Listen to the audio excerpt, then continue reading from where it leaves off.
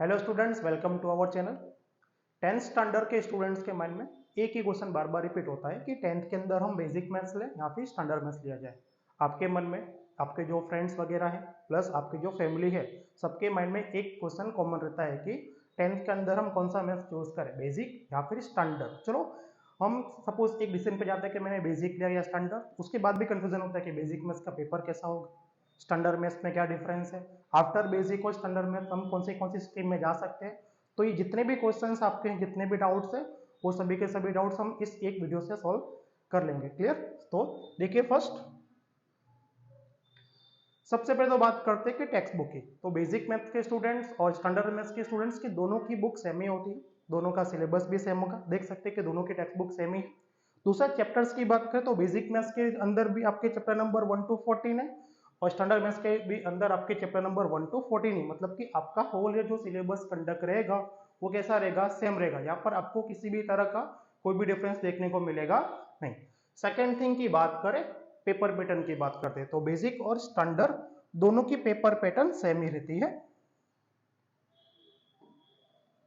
First देखिए, जैसे कि सेक्शन है तो सेक्शन ए जो है वो आपका रहेगा 24 मार्क्स का। सेक्शन ए कितने मार्क्स का रहेगा हमारा, 24 मार्क्स का रहेगा। उस 24 मार्क्स के अंदर आपके जो भी है वो हमें आपको देखने को मिलेंगे, ऑब्जेक्टिव देखने को मिलेंगे।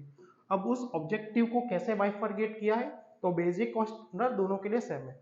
उसको बाइफरगेशन किया कि 6 मार्क्स के हमारे एमसीक्यू रहने वाले हैं, देन 6 मार्क्स के फिलअप्स रहेंगे, 4 मार्क्स के ट्रू फॉल्स, देन 4 मार्क्स आपके रहेंगे वन वर्ड आंसर रहेंगे, और लास्ट के 4 जो मार्क्स रहेंगे वो आपके क्या रहेंगे, मैचिंग के मार्क्स रहेंगे। तो इस तरह से पूरा का पूरा जो सेक्शन ए है वो कितने मार्क्स का होगा, 24 मार्क्स का।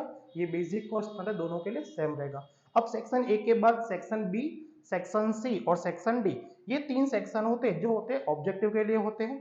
तो सेक्शन बी के अंदर जो क्वेश्चंस आते हैं वो कितने मार्क्स के आते हैं, 2 मार्क्स के आते हैं। क्लियर? आपको यहाँ पर 9 क्वेश्चंस अटेंड करने होते हैं आउट ऑफ 13 क्वेश्चन। मतलब कि आपके पास यहाँ पर जनरल ऑप्शन मिलेंगे। टोटल सेक्शन बी के अंदर क्वेश्चंस कितने होंगे, 13, उसमें से अटेंड आपको कितने करने हैं, 9 करने रहेंगे।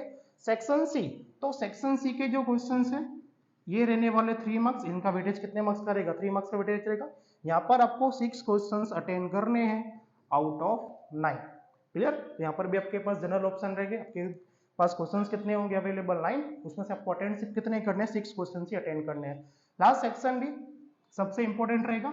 इसके अंदर क्वेश्चंस जो रहते हैं वो कितने मार्क्स के आते हैं, 4 मार्क्स के क्वेश्चंस आते हैं।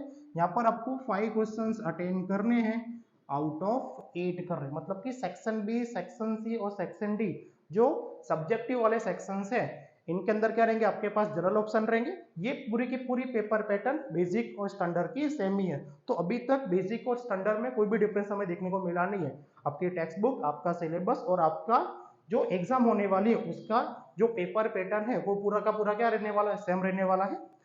आइए अब आगे देखते हैं। चलो, सबसे इंपॉर्टेंट होता है वेटेज। बस यहां से क्या होगा, आपका बेसिक और स्टैंडर्ड का डिफरेंस आना स्टार्ट हो जाएगा। अब देखिए, जैसे कि हमने देखा कि बेसिक के अंदर भी चैप्टर नंबर 1 to 14 है और स्टैंडर्ड के अंदर भी क्या है, चैप्टर नंबर 1 to 14 ही है। चैप्टर आपको सेम ही पढ़ने हैं, सभी के सभी एग्जाम में से कुछ ना कुछ मार्क्स का आपका बोर्ड में रहेगा।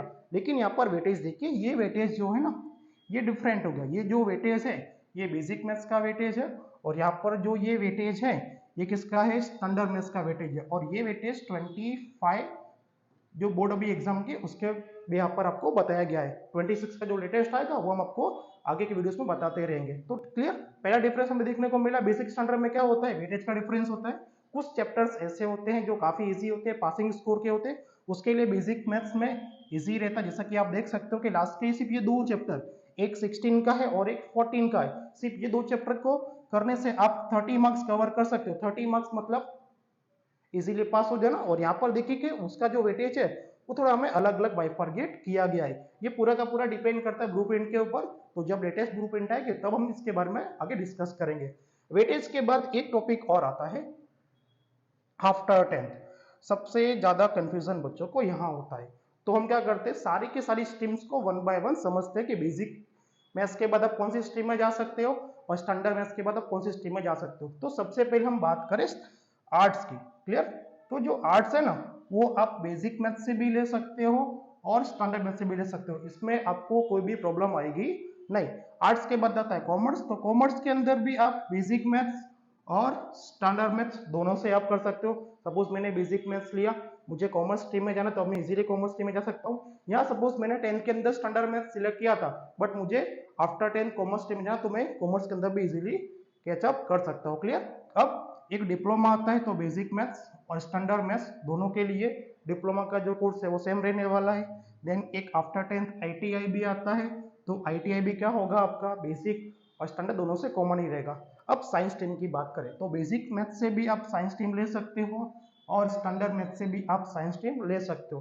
तो मन में ये कि सर कंफ्यूजन क्या है? कंफ्यूजन है वो समझते कि अगर आप साइंस स्ट्रीम ले रहे हो और आपका मैथ्स कौन सा है? बेसिक है, तो आप इसके अंदर बी ग्रुप चूज कर सकते हो, और इसी के प्लस पे अगर आपका स्टैंडर्ड मैथ्स है तो साइंस के अंदर आप ए ग्रुप चूज करोगे।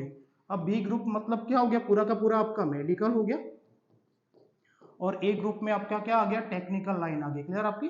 तो ये एक डिफरेंस है जो बेसिक और स्टैंडर्ड मैथ्स के पे डिपेंड करता है। कहने का मतलब अगर मैंने स्टैंडर्ड मैथ्स लिया और मुझे साइंस स्ट्रीम के अंदर बी ग्रुप करना है, तो आप बी ग्रुप भी चूज कर सकते हो। बट अगर आपका बेसिक मैथ्स है 10th के अंदर और आपको साइंस स्ट्रीम के अंदर आपको अगर ए ग्रुप चूज करना है, तो आप चूज कर सकते नहीं हो। तो अभी से आपको डिसाइड करना होगा कि अगर आपको आफ्टर 10th साइंस स्ट्रीम में जाना है और साइंस स्ट्रीम के अंदर आपको कौन सा ग्रुप रखना है। अगर आपको बी ग्रुप रखना है तो आप बेसिक चूज कर सकते हो, और अगर आपको ए ग्रुप रखना है तो आप क्या चूज कर सकते हो? स्टैंडर्ड मैथ्स चूज कर सकते हो। आई होप इस वीडियो से आपको बेसिक और स्टैंडर्ड में जो प्रॉब्लम थी वो काफी दूर हो गई होगी। वीडियो अच्छा लगा हो तो अपने फ्रेंड्स को शेयर करिए, लाइक करिए।